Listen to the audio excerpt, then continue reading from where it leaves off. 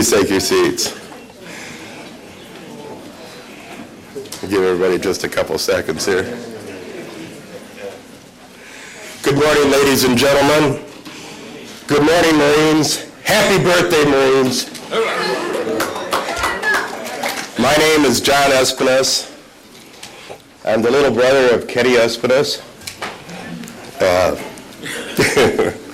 don't know about how little, but that's okay. I'd like to thank the Veterans Conference for having us here today. I'd like to thank the sponsors, the donors, and everybody who's made this weekend possible. And I'd like to thank our families. They're very important. Without our families, none of this would have ever happened. Their love, their support, and their caring for us, and their caring for the Marines everywhere in the world is very important, and it contributes to the success of our Corps. Yesterday, for the first time in 62 years, these gentlemen saw their flag. What you're going to see here today is totally unrehearsed. I'm not sure what remarks that they will make, but it's their recollections of the events that took place 62 years ago on the island of Iwo Jima.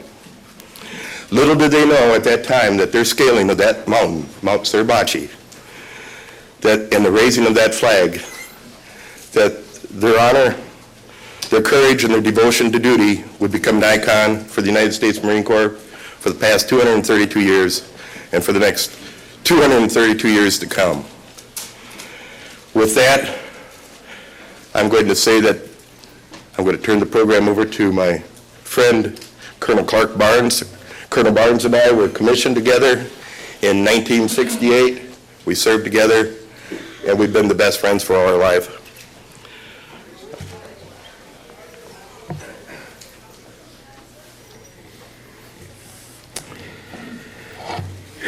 We're going to start here with an introduction of the panelists here. I don't know what your conception of panel is, but perhaps not everybody here is going to speak, but I want you to know who they are. And down on the end here, and he's not listed, well, I'm sorry, he is listed. Let's go ahead and just go ahead and run through the slides here. The first photograph you see here is Kenneth Espenes. This is Kenneth in the middle. Raise your hand, Ken. Kenneth, and that's Kenneth Espenes. And if you saw the rest of that photograph, you'd see the flag flying over his right shoulder. The rest of the photograph's not there, but that's Kenneth Espenes on Mount Suribachi on that wonderful day. Okay, next we have Robert Lane, Shady. Shady Lane, would you raise your hand, please? There you go. These are all members of 3rd Platoon, Easy Company, 228, 5th Marine Division. Next photograph. We have James Rigney. James was part of the replacement company. Joined the platoon. Next, we have John Scheperle. John. Next we have Bill Wayne. Bill, a BAR carrier, I believe. Is that correct, Bill? Correct. Okay. Next, we have Keith Wells, Lieutenant Wells, retired Major Wells. And that's a fellow right here who knows more about this endeavor than anybody alive. And to prove it, he wrote a book which all of you should read if you really want to know what it was like to be on Iwo Jima. And as far as obtaining a copy, I'm going to let that secret be disclosed by somebody else. But it's the most wonderful book I've ever read about Iwo Jima. What you've seen gives a little of the flavor. In addition to taking the photograph, Joe Rosenthal wrote these words. He said, "Surviving that beach was like walking in the rain without getting wet. As I ducked from shell hole to shell hole, I spotted bodies and body parts. The sand was discolored in so many places to a deep red by the blood of those who preceded me." Those who preceded Joe Rosenthal are seated before you, ladies and gentlemen. And it's their story. You didn't come to listen to me, you came to listen to them. I will tell you that we are very short of time, but we're going to try to get a few words from these rather humble people who will be the first ones to tell you the heroes of Iwo Jima are buried there. These folks were the lucky ones who survived.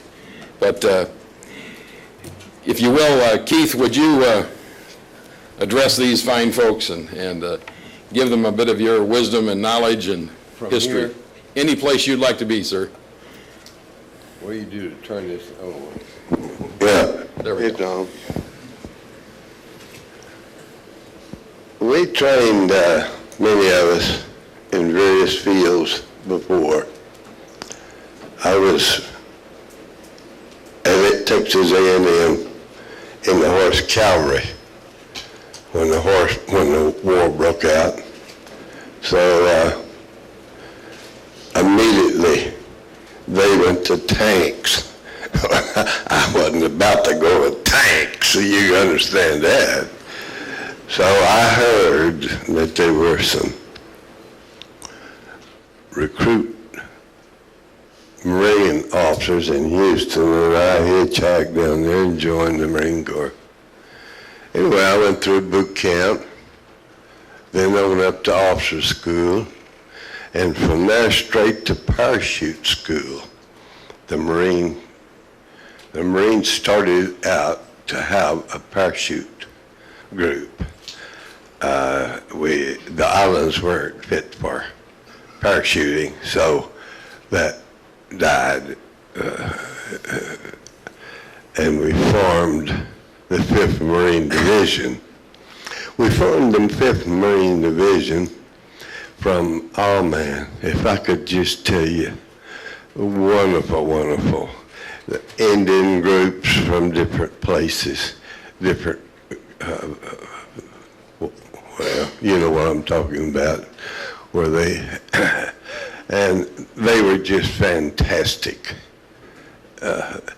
And then we gathered people from all over the United States, and all different personalities, and it worked like a charm.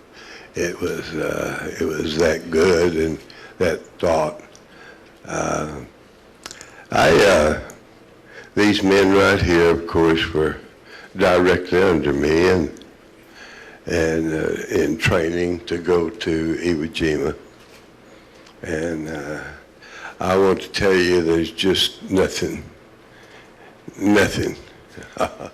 All the band playing and all the flag waving and all that has no depth to even halfway compare to the depth of feelings for the men from the different areas and different personalities. And we had some of these types, but then we had some, thank goodness we also had some types that could get down on the ground and crawl, you know what I mean? And that's what it took. I'll let each one of these that might want to say a few words, but I want to tell you, there is no love comparable to the love and deep thought for not only the United States, but for the people in the United States and for these men here who represented you at the time when it was needed most. Something I promised myself I'd do, and I want to change the subject just for a second.